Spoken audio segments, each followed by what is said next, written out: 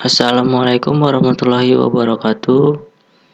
Perkenalkan kami dari kelompok Universitas Bina Sarana Informatika Cibitung akan mempresentasikan proyek CRUD API Teknologi Web Service yang beranggota kelompok yang pertama Muhammad Nur Iska, Muhammad Yundi Safarudin, Yotra Delvita, Muhammad Jenny Firdaus, dan Suhartono. Pengertian API. API atau Application Programming Interface adalah sebuah interface yang dapat menghubungkan aplikasi satu dengan aplikasi lainnya. Jadi API berperan sebagai perantara antar berbagai aplikasi yang berbeda, baik dalam satu platform yang sama atau lintas platform. Aplikasi yang dibutuhkan untuk membuat sebuah program API yang pertama yaitu Visual Studio Code sebagai programmernya, yang kedua XMPP sebagai servernya, yang ketiga yaitu Postman sebagai aplikasi pengetesan Visual Studio Code. Visual Studio Code merupakan aplikasi cross-platform yang dapat digunakan berbagai sistem operasi seperti Windows, Linux, dan macOS. Visual Studio termasuk software yang ringan, namun kuat editor sumbernya dengan desktop, menggunakan berbagai macam bahasa program seperti Java, JavaScript, COC, C++, dan masih banyak lainnya. Komponen dari Visual Studio juga sama seperti yang digunakan di Azure DevOps. Visual Studio memiliki lintas platform kode editor yang ringan. Dapat digunakan oleh siapa saja yang membuat atau membangun aplikasi web. Selanjutnya, XMPP. Program aplikasi XMPP berfungsi sebagai server lokal untuk mengampun berbasis jenis data website yang sedang dalam proses pengembangan. Dalam prakteknya, XMPP bisa digunakan untuk menguji kinerja fitur ataupun menampilkan konten yang ada di dalam website kepada orang lain tanpa harus terkoneksi dengan internet. Cukup akses melalui XMPP Control Panel atau istilahnya website offline. XMPP bekerja secara offline layaknya web hosting. Bisa namun tidak bisa diakses oleh orang banyak. Postman. Postman merupakan aplikasi yang berfungsi sebagai REST client, di mana dapat digunakan untuk uji REST API. Sebagai Postman Interpret merupakan ekstensi pada Chrome yang dapat merekam network request dari Chrome, yang kemudian disimpan pada aplikasi Postman. Pada Postman terdapat berbagai metode yang dapat kita gunakan, yaitu seperti metode get, metode post, metode put, dan delete. Selanjutnya tahapan pengetesan yang akan disampaikan oleh Muhammad Nur Iska. Oke, kita lanjutkan saja untuk progresnya. Yang pertama yang saya gunakan di sini untuk kode editornya menggunakan Visual Studio Code. Kemudian untuk servernya dan database menggunakan SNMP ya. Untuk IP-nya kita menggunakan Postman.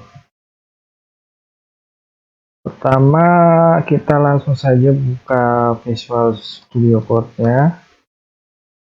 Nah, di sini sudah saya buka dengan folder CRUD API. Di CRUD API ini sudah saya buat untuk create, data, delete, dan helper ini sebagai pendukung ya, dan update yang akan dites di Postman nanti. Terus kita buka database-nya. Kita nyalakan dulu. SMPP-nya kita start SQL. Kemudian kita buka database, kita refresh.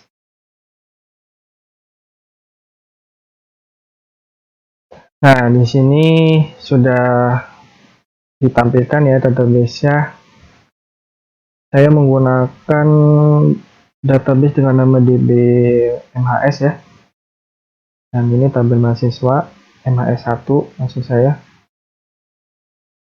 Di sini ada tabel ID, name, nama, dan jurusan yang sudah saya masukkan datanya. Yang pertama ID 1 Muhammad Nuriska, ada ID 2, ID 3, dan ID 4, ID 5. Kemudian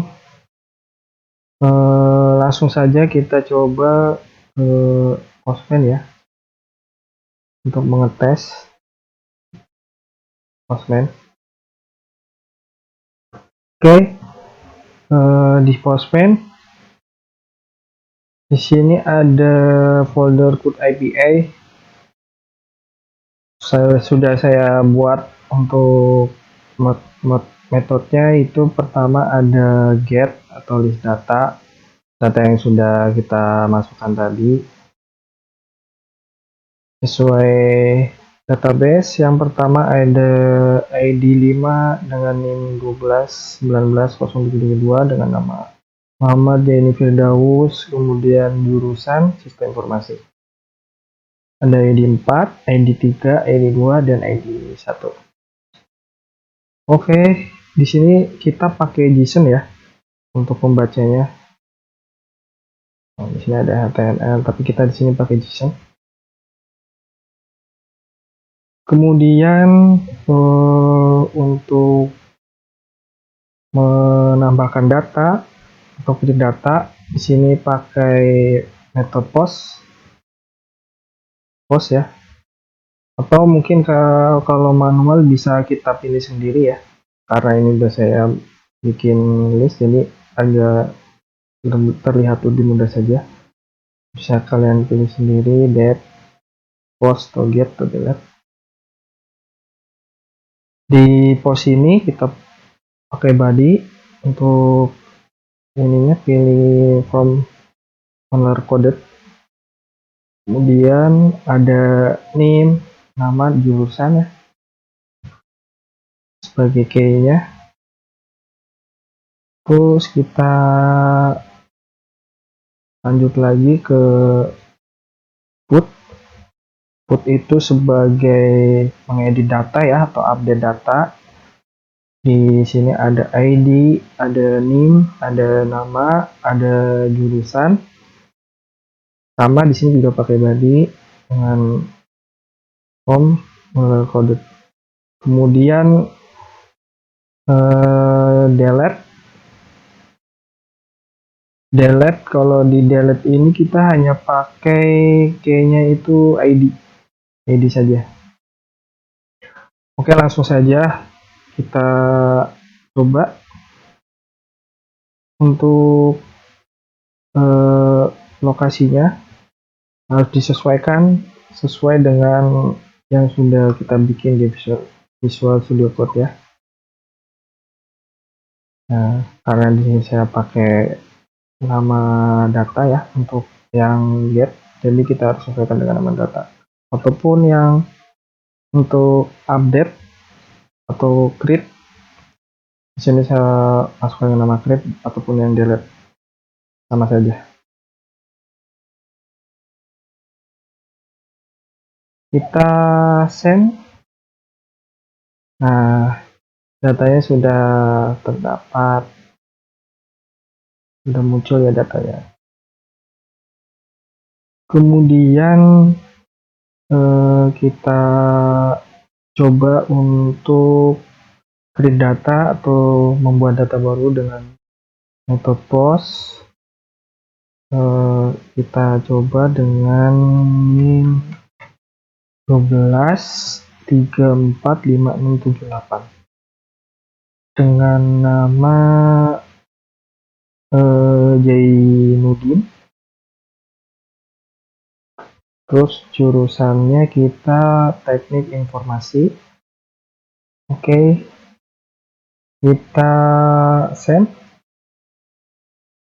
message created, tandanya sudah berhasil ya, datanya sudah terupdate. Coba kita lihat lagi di list datanya, kita refresh atau send.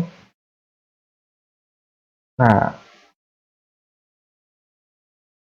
ini muncul ID 16 dengan NIM 12345678. Kemudian namanya Jainuddin dengan jurusan teknik informasi. Tandanya sudah berhasil dibuat data barunya. Oke, kita cek database-nya apakah sesuai atau tidak. Coba kita refresh. Nah, di database sini ada ID 16 dengan NIM 12345678. Namanya Jainuddin dengan jurusan teknik informasi. Tandanya sudah berhasil kita buat. Ya, kembali lagi ke postman-nya. Setelah itu kita coba untuk mengedit data. Tadi kita akan mengedit data di ID 16. Kita bikin 16.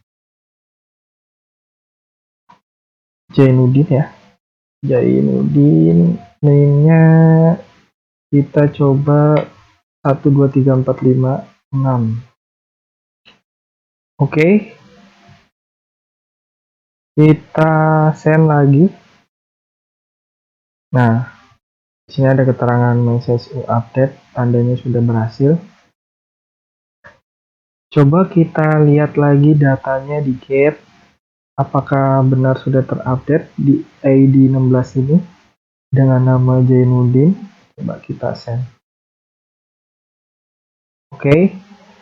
ID 16 dengan nama Jainuddin sudah terupdate ya. Sebelumnya NIM-nya bukan 123456, tadi sudah kita rubah jadi 123456. Tandanya data sudah berhasil kita update.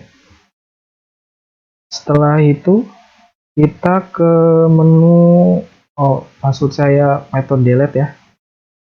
Delete yang kita perlukan hanya ID-nya saja ya. Kalau untuk menghapus data, jadi ID-nya itu 16. Nah, coba kita send. Message deleted, tandanya sudah berhasil terhapus. Coba kita lihat lagi di list datanya. Kita send lagi. Nah, di sini sudah tidak ada ya ID 16. ID 16 sudah tidak ada, tandanya sudah terhapus. Coba kita cek lagi di database kita. Oke, untuk memastikan, coba kita cek lagi ya database-nya, apakah ID 16 sudah terhapus atau tidak. Nah, di sini tidak ada ID 16 ya, tandanya ID 16 sudah terhapus. Sudah terhapus. Berarti kita sudah berhasil untuk mendelete data. Kita cek lagi. Nah, ID 16 sudah tidak ada. Sekian dari kelompok kami, itu saja yang bisa saya jelaskan. Untuk kurang lebihnya saya mohon maaf. Wassalamualaikum warahmatullahi wabarakatuh.